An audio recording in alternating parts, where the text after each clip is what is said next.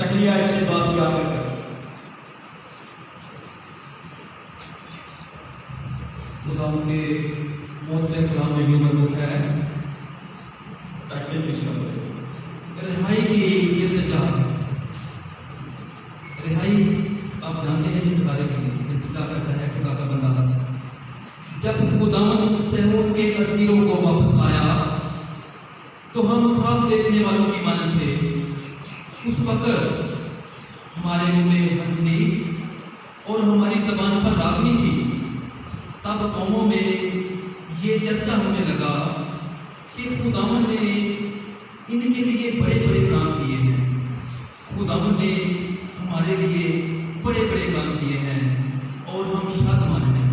ऐ खुदावंद, जन्नूर की नदियों की तरह हमारे असीरों को वापस ला। जो आंसुओं के साथ होते हैं वो खुशी के साथ काटेंगे। जो रोता हुआ बीज बोने जाता है वो अपने फूले लिए हुए शादमान होगा। खुदावंद के पाक कलाम के बड़े जने पर और सुनो। आमीन। आमीन। रिहाई का ज़बूर, रिहाई की इल्तिजा। ज़बूर में कहता है जब खुदावंद सिय्योन के असीरों को वापस लाए तो हम ख्वाब देखने वालों की मानद थे। वापस आ गए लोग, आकर बैठ गए लोग, अपने अपने घरों में अपनी अपनी जगहों पर आबाद हो गए लोग। लेकिन जो मकामी लोग थे, जो उम्मीदवार थे, वो क्या तसव्वुर कर रहे हैं कि जैसे ये ख्वाब है, हम ख्वाब देख रहे हैं कि लोग वापस आकर आबाद हो गए। वो कहता है जब खुदावंद सिय्योन के असीरों को वापस लाया तो हम ख्वाब देखने वालों की मानद थे। उस वक्त हमारे मुंह में हंसी और हमारी जुबान पर रागनी थी। जब खुदा सिय्योन के असीरों को वापस लाता है तो मुंह में हंसी और जुबान पर रागनी है। सिय्योन किसको कहा जाता है? सिय्योन यरूशलेम शहर, सिय्योन का पहाड़। और आज के जमाना में हमारे दरमियान कलीसिया मसीह का बदन है। उस जमाना में भी सिय्योन के लोग असीर हो जाते थे। इस जमाना में भी सिय्योन के लोग जो है असीर हो जाते हैं। उस जमाना में दुश्मन, बाबल के लोग, मिस्र के लोग और दीगर कौमें उन पर जुल्म करती थी और उनको असीर करके ले जाती थी। लेकिन आज के लोग बीमारी, नाजाकियां, बर्बादियां और तबाहियां और गुनाह और लालच और बुग़्ज़ और ऐसी चीजें जो इंसान को अपनी असीरी पे कर देती हैं। और असीरी से छूटना एक मौजे से कम नहीं है। असीरी से छूटना एक शिफा से कम नहीं है। अगर कोई गुनाह से छूट जाता है, अगर कोई बीमारी से छूट जाता है तो बाइबल मुकद्दस कहती है तब हमारे जुबान पर रागनी उस वक्त छेड़ी जाती है। पहले ठाठ गाया जाता है, उसके बाद राग गाया जाता है और उसके बाद तीसरे नंबर पर रागनी निकलती है। और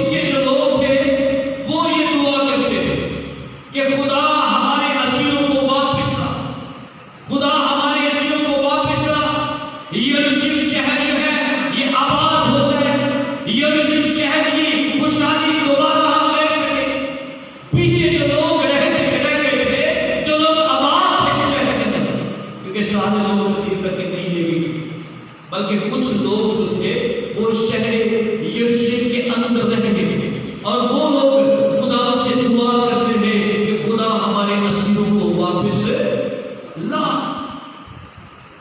तो हमें से सारे लोग गुनाह के शिकार नहीं होते, सारे लोग बीमारियों के शिकार नहीं होते।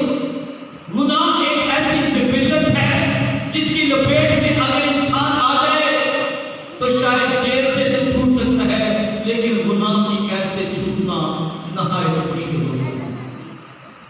उसके लिए हमें बाइबल मुकद्दस में चार एक हवाले मिलते हैं।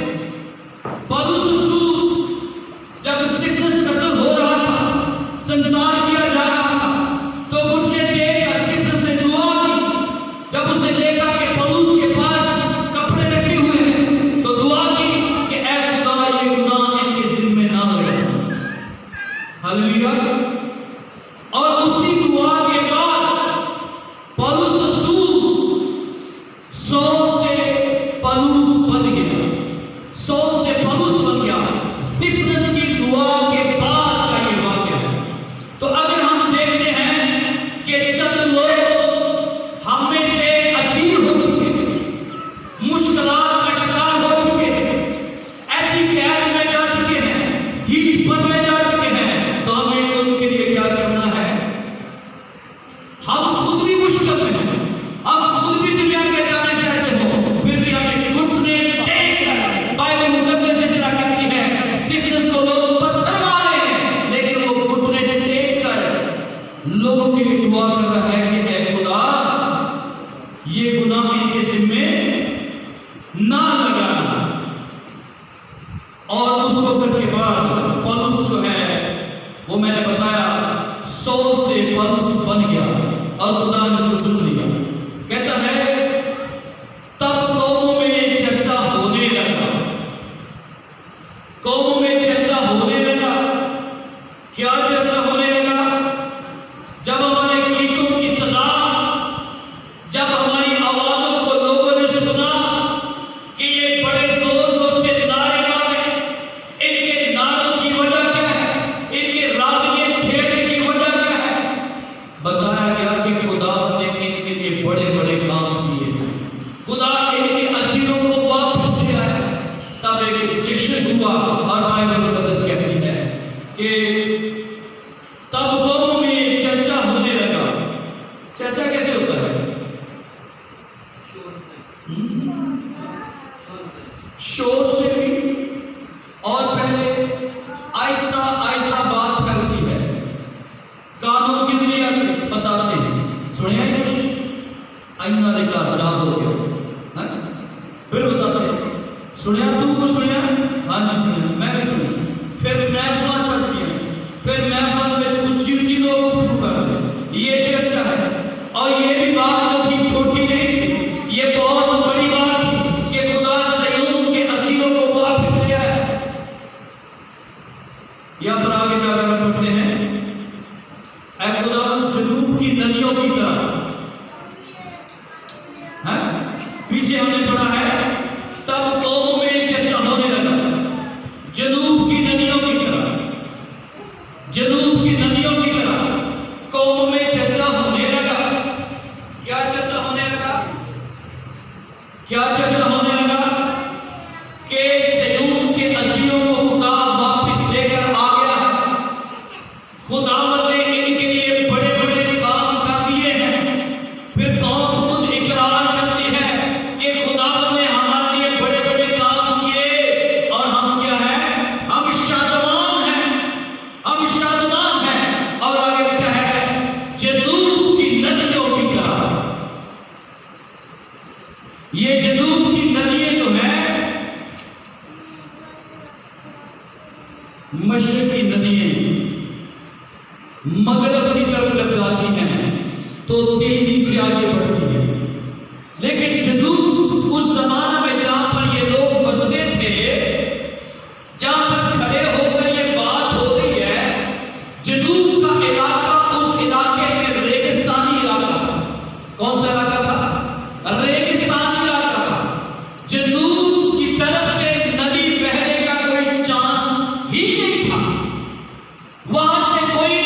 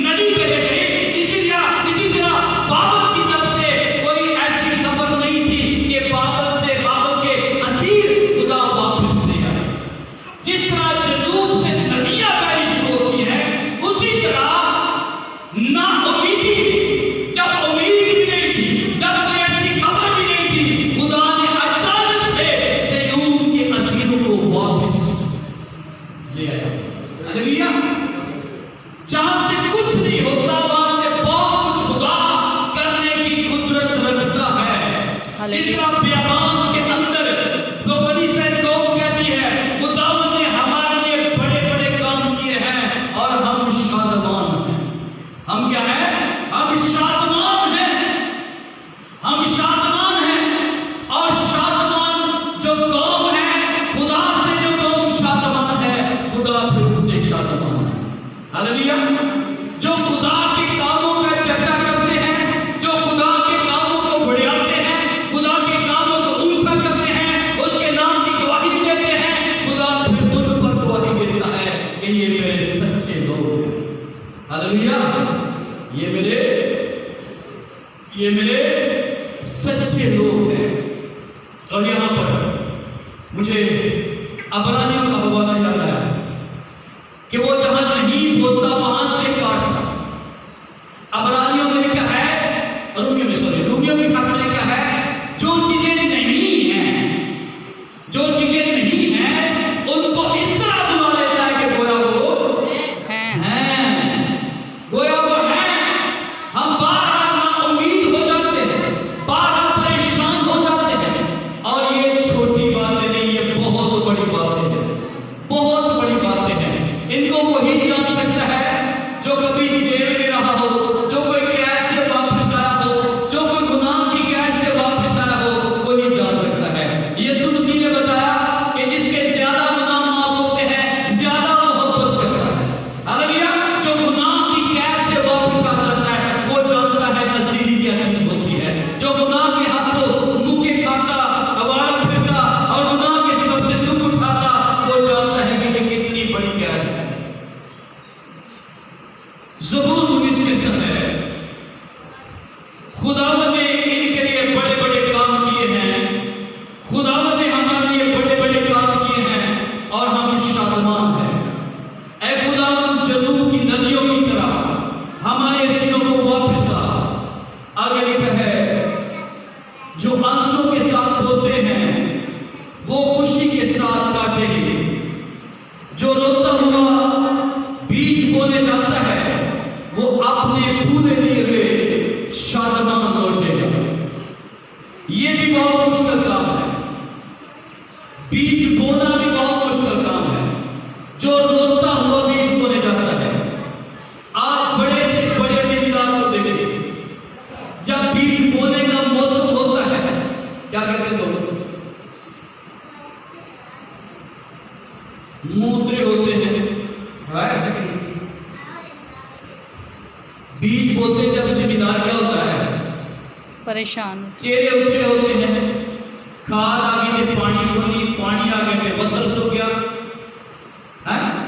बड़े बड़े काम जिम्मेदार छोड़ देते हैं, बड़ी जरूरी महफिलें छोड़ देते हैं। क्यों? बीज बोने के लिए, बदल ना सुन, बदल को संभालने के लिए। और यहां पर कहता है, जो रोता हुआ बीज बोने जाता है, जो रोता हुआ बीज बोने जाता है, वो शादमान लौटे।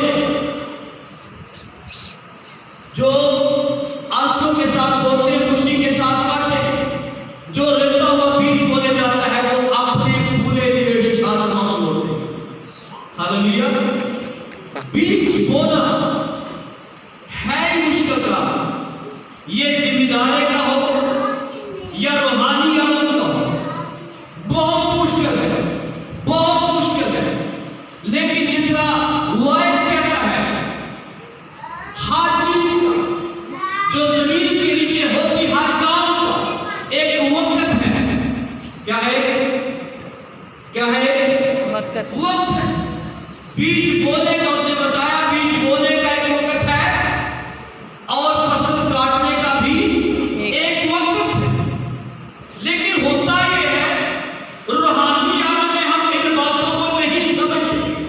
हम जिस्मानी तौर पर बीज बोकर समझते हैं कि 6 माह के बाद, 5 माह के बाद, 3 माह के बाद ये फसल तैयार होगी।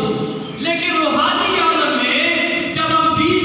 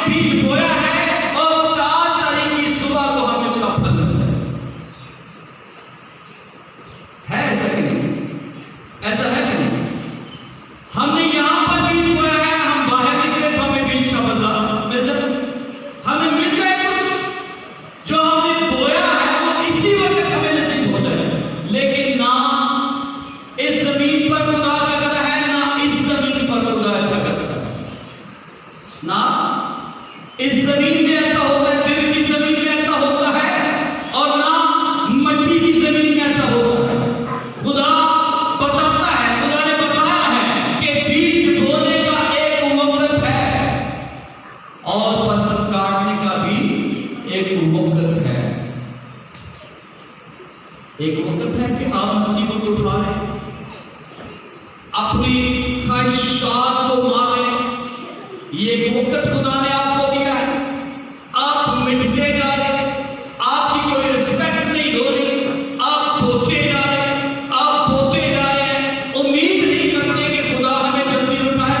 हो सकता है जो कुछ आप बो रहे हैं, जो कुछ खुदा को आप दे रहे हैं, ये जब बीज बोने की बात करते हैं तो कलीसिया फौरन समझ लेती है कि आया पासल पैसे। भाई ये सिर्फ यही बात नहीं है, सबर का बीज है, सबर का बीज है, इत्मीनान का बीज है और सहने का बीज है।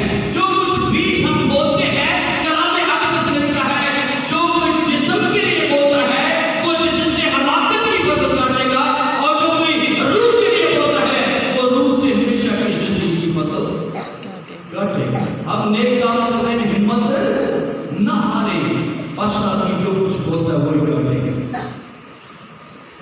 एक वक्त आप दुआ करते जा रहे हैं, कोई जवाब नहीं है, कोई जवाब नहीं आ रहा, आप तकलीफ में जाते हैं, मुश्किलात में, लेकिन दुआ करना नहीं छोड़ते। बीज बोते जा रहे हैं और रोजे रखते जा रहे हैं, लेकिन जवाब नहीं है, कोई जवाब नहीं। एक साल गुजर गया है, कोई जवाब नहीं। दूसरा साल शुरू हो गया है, दुआ हो रही है, रोजे रखे जा रहे हैं, जवाब आसमान से नहीं आ रहा। समझे कि खुदा चाह रहा है कि अभी आप बोलते जाए, बोलते जाए, बोलते ही जाए। हालेलुया। फिर एक वक्त ऐसा आता है, आप दुआ करना छोड़ देते हैं, इंतजार करना शुरू करते हैं। हालेलुया। इंतजार करना शुरू करते हैं। जिस तरह लोग कहता है, मैं सवेरे ही तुझसे दुआ करके इंतजार करूंगा, और जिसके बारे में यशायाह कहता है, जवान थक जाएंगे, सूरमा बिल्कुल गिर पड़ेंगे, लेकिन खुदावंद का इंतजार करने वाले असर नो जोर हासिल करेंगे। हालेलुया। हालेलुया। खुदा फिर आपकी दुआ का जवाब देता है। आप बीमार हैं, लोगों के लिए दुआ कर रहे हैं, आप गरीब हैं, लोगों की मदद कर रहे हैं, आप रोजे रखने से कासर हैं, लेकिन रोजा लोगों के लिए रख रहे हैं, आप जो है खुद मुश्किलात में हैं, लेकिन लोगों की आपको फिक्र है, खुदा की आपको फिक्र है। ये बीज बोना है। देखा है, जो आंसू के साथ बोलता है, जो आंसू के साथ बोलता है, वो खुशी के साथ करता है। कैसे करेगा? खुशी के खुशी के साथ करेगा। कभी आप मदद करने वालों को देखें, करीब उनके बैठ कर देखें, जो दूसरों के लिए दुआ करते, कभी उनके करीब बैठ कर देखें। हो सकता है जिनके लिए दुआ कर रहे हैं, उनसे बड़ी बीमारी उनके बदन में। ऐसा है कि नहीं? लेकिन दुआ रेगुलर है, बीज रेगुलर बोया जा रहा है। लिखा है, लानत उस इंसान पर जो अपनी तलवार को खून रेजी से बांध रखता है। क्या मैंने कहा?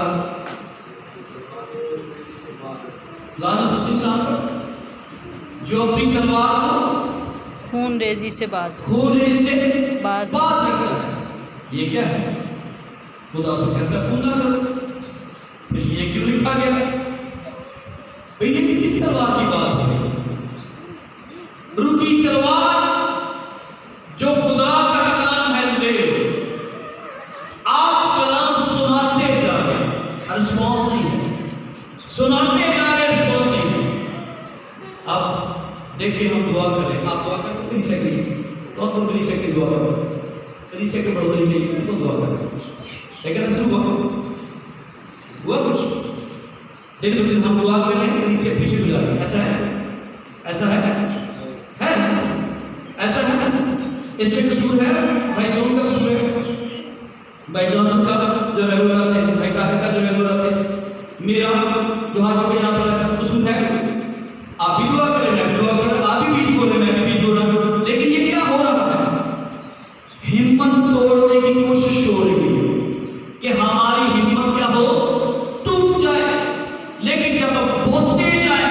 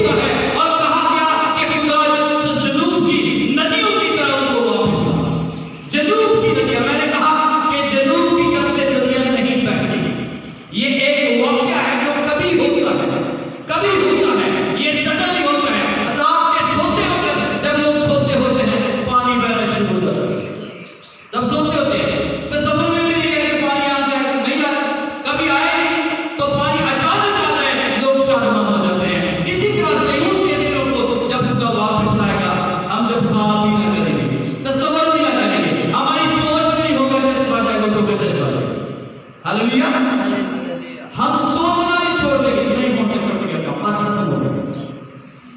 उस वक्त खुदा क्या करेगा? क्या करेगा खुदा? क्या करेगा खुदा? समझने की बात है। हम इल्जाम लगाते हैं फलाने ने उसी फलाने ने, पास्टर कमजोर हो गया, मुबश्शिर कमजोर हो गया, अरे टीना टूट गया, फलाना हो गया, अपनी बात। लेकिन खुदा कुछ कर रहा है, खुदा कुछ कर रहा है। और मैं ईमान रखता हूं कि आप सब दुआ करेंगे। प्लीज चाहिए मेरा ईमान है, मेरा ईमान है। और कहता है जो आंसू के साथ बोलते हैं वो खुशी के साथ काटेंगे। अगर वो आंसू बहा रहे हैं तो काटेंगे यीशु के फजल से। हालेलुया। काटेंगे यीशु के फजल से। हालेलुया। हालेलुया। जो रोता हुआ बीज बोले जाता है वो अपने पूरे किए खुशी और साधमानी के साथ वापस लौटेगा। हालेलुया। और ये ऐसा हो क्योंकि खुदा ऐसा जबरदस्त खुदा है, जहां नहीं बोलता वहां से काटता, जहां नहीं बकेरता वहां से जमा करता है। ऐसी कुदरत उसकी है, जन्नों में नदियां बहाता है और बियाबान में मानव फंसाता है। और उसकी कुदरत है कि चट्टान में से पानी फैलाता है ना। जबरदस्त बात है। हालेलुया। कितना कितना मीठा खुदा है। अभी हम सबको प्यास लगी है, इस पिलर में से पानी आना शुरू हो जाए, कैसी जबरदस्त बात है, हैं? प्यास लगी है और पिलर में से, ईंटों में से, पत्थर में से पानी निकलना शुरू हो जाए। आज के दौर में पानी की कमी महसूस नहीं होती महसूस। यहाँ पर पानी है, वहां पर पानी, इधर पानी, इधर पानी, पानी ही पानी लगेगा। लेकिन सहरा में और पानी की कमी कराची में पता चलता है, या ट्रेन में इंसान जाता हो तब पता चलता है पानी कितना नहीं। तो जो लोग रेगिस्तान में थे, चट्टान पथरीली राहों पर चल रहे थे, जब उनको प्यास लगी, बच्चे बैठे बूढ़े को बच्चा के पापड़ लाए दो, ये माँ बाप को वक्त पाया तो ये पापड़ा वाला भी नजर नहीं आएगा कि चल दूर तो बच्चा कई जगह पापड़, तो फिर दो रखियाँ थोड़े दिन रहे तो तसव्वुर करे कि पानी नहीं था वहाँ पर, बच्चे भी होते हुए प्यास है, हमें पानी मिलो। तो माँ बाप कितने मजबूर होंगे उससे कहा। लेकिन खुदा ने मूसा से कहा चट्टान से क्या पानी, और पानी चट्टान में से बहना शुरू हो गया। हालेलुया। हालेलुया। बहना शुरू हो गया। आज भी जब हम तरस से भूख से मर जाएंगे तो खुदा ऐसा जबरदस्त हो सकता है। हालेलुया। हालेलुया। हालेलुया। खुदा ये चाहता है कि हमारी खातिर ये करे तो हम दोबारा से मिलकर चौथी आयत, दूसरी आयत का आखिरी हिस्सा, तीसरी आयत का पहला हिस्सा पढ़ेंगे, दूसरी आयत का आखिरी हिस्सा बुलंद आवाज से, और तीसरी आयत का पहला हिस्सा बाइबल का बुलंद आवाज से सभी निकालिए। अच्छा प्रैक्टिस करते हैं, आहिस्ता से बोले क्या लिखा है दूसरी आयत का हिस्सा, आखिरी हिस्सा।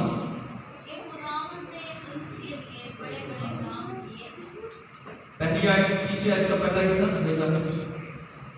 खुदावंद ने हमारे लिए बड़े बड़े काम किए हैं और हम शादमान हैं। यहाँ तक बोलो बाइबल समझा। खुदावंद ने इनके लिए बड़े बड़े काम। खुदावंद ने इनके लिए बड़े बड़े काम किए, खुदावंद ने हमारे लिए बड़े बड़े काम किए हैं और हम शादमान हैं। बुलंद आवाज से बोलते, ठीक है? तैयार है? 1 2 3 कि खुदावंद ने इनके लिए बड़े बड़े काम। बड़े बड़े काम किए हैं। खुदावंद ने हमारे लिए बड़े बड़े बड़े बड़े